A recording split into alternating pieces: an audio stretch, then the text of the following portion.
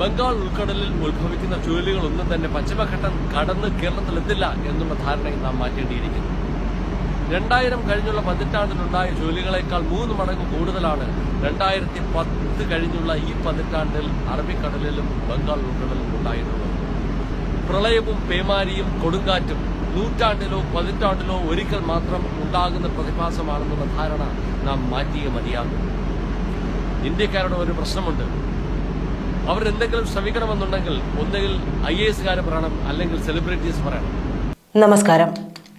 Captain Nobel Pereira, അദ്ദേഹത്തിൻ്റെ പേരിപ്പോൾ സജീവ ചർച്ചാ വിഷയമാണ്.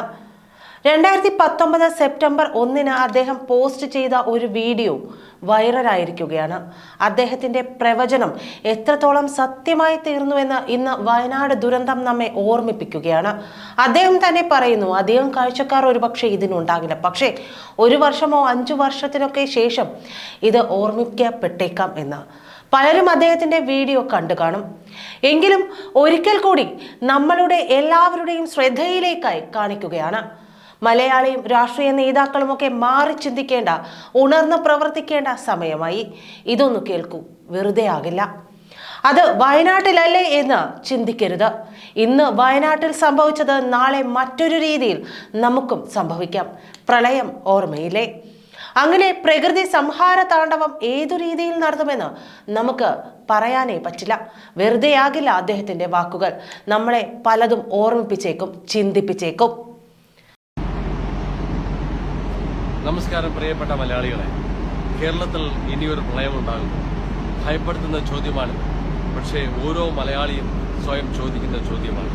ഉത്തരം നമുക്ക് എല്ലാവർക്കും അറിയാം, പക്ഷെ പുറത്തു പറയാൻ ഭയമാണ്. കാരണം എന്റെ വായിൽ നിന്ന് ഇനിയൊരു പ്രളയം ഉണ്ടാകും എന്ന് പറഞ്ഞ് ആരെങ്കിലും കേട്ടിട്ട് അങ്ങനെ സംഭവിച്ചാൽ അവരുടെ ശാപം എന്നിൽ വന്ന് പതിക്കുമോ എന്നുള്ള ഭയം. കേരളത്തിൽ കൂടുതലും മഴയുണ്ടാകുന്നത് അറബിക്കടലിലെ നീരാവി മേഘങ്ങളാകുമ്പോഴാണ്. സ്കൂളിൽ വച്ച് മഴയുടെ സൈക്കിൾ നാം പഠിച്ചത് ഓർമ്മയുണ്ടല്ലോ. അന്തരീക്ഷത്തിലെയും ജലോപരിതലത്തിലെയും ഊഷ്മാവ് ഏകദേശം 25 ഡിഗ്രി സെന്റിഗ്രേഡിലെത്തുമ്പോഴാണ് ജലം നീരാവി പുറപ്പെടുവിക്കാൻ തുടങ്ങുന്നത്. കാറ്റും അന്തരീക്ഷ മർദ്ദവും ഇതിന് അനുകൂലമായ ഘടകങ്ങളുമാണ്.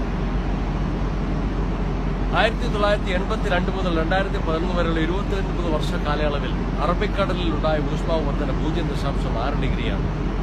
2011 മുതൽ 2019 വരെയുള്ള 9 വർഷത്തിനിടയിലുണ്ടായ ഊഷ്മാവ് വർധന 0.4 ഡിഗ്രി. ഇപ്പോൾ തന്നെ കേരളത്തിന്റെ തീരക്കടലിലും ഉൾക്കടലിലും ഊഷ്മാവ് ഏകദേശം 28-നും 29-നും ഇടയ്ക്കാണ്. ഭൂമധ്യരേഖയുടെ വടക്കുള്ള ഇന്ത്യൻ മഹാസമുദ്രത്തിലും അറബിക്കടലിലും ഊഷ്മാവ് 30 ഡിഗ്രിയിൽ എത്തിക്കഴിഞ്ഞു. ബംഗാൾ ഉൾക്കടലിലെ ഭൂരിഭാഗവും ഇപ്പോൾ 29 ഡിഗ്രി സെന്റിഗ്രേഡിലാണ്.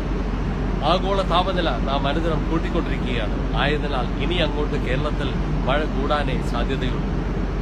കഴിഞ്ഞ 2 വർഷത്തിനിടയിൽ അറബിക്കടലിലുണ്ടായ ചുഴലികളായ ഓഖിയും ലുബാനും വായുവും കേരളത്തെ തൊട്ടില്ല എന്ന മട്ടിൽ പടിഞ്ഞാറോട്ട് കടന്നുപോയത് ഭൂമിയുടെ കൊറിയോലിസ് ശക്തി ഒന്നുകൊണ്ട് മാത്രമാണ്. പക്ഷേ ചിലപ്പോൾ ചുഴലികൾ ഗതി മാറി കിഴക്കോട്ടും സഞ്ചരിക്കാറുണ്ട്. കൂടാതെ ബംഗാൾ ഉൾക്കടലിൽ ഉത്ഭവിക്കുന്ന ചുഴലികളൊന്നും തന്നെ പശ്ചിമഘട്ടം കടന്ന് കേരളത്തിലെത്തില്ല എന്നുള്ള ധാരണയെ നാം മാറ്റേണ്ടിയിരിക്കുന്നു. 2000 കഴിഞ്ഞുള്ള പതിറ്റാണ്ടിലുണ്ടായ ചുഴലികളേക്കാൾ 3 മടങ്ങ് കൂടുതലാണ് 2010 കഴിഞ്ഞുള്ള ഈ പതിറ്റാണ്ടിൽ അറബിക്കടലിലും ബംഗാൾ ഉൾക്കടലിലും ഉണ്ടായിട്ടുള്ളത്. ഓരോ വർഷവും ചുഴലിയുടെ ശക്തി കൂടിക്കൂടി വരികയാണ്. ഞാൻ ഈ പറഞ്ഞതെല്ലാം ശാസ്ത്രീയമായ രേഖകൾ പരിശോധിച്ചതിന് ശേഷമാണ് നിങ്ങളുടെ മുന്നിൽ അവതരിപ്പിക്കുന്നത്.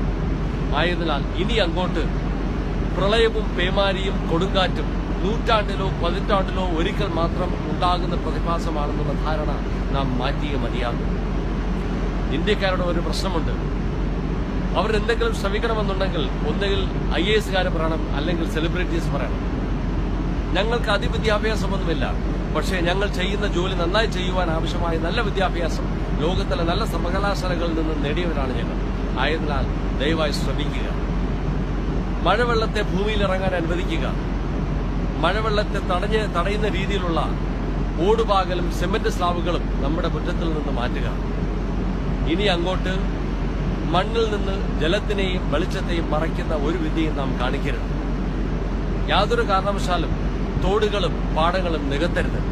പുഴകളുടെയും തോടുകളുടെയും ആഴവും വീതിയും കൂട്ടുക.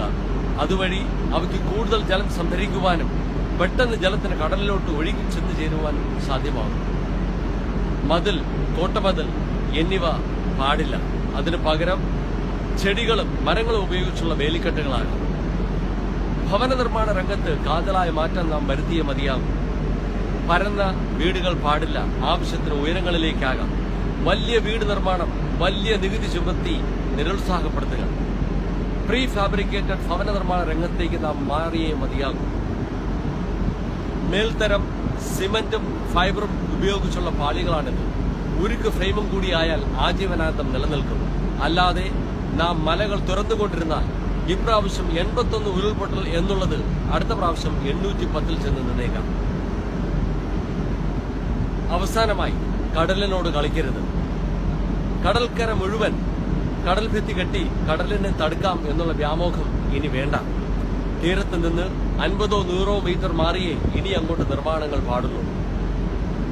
ഓരോ വർഷവും ശരാശരി കേരളത്തിന് 2 മീറ്റർ തീരനഷ്ടം സംഭവിച്ചുകൊണ്ടിരിക്കുകയാണ്.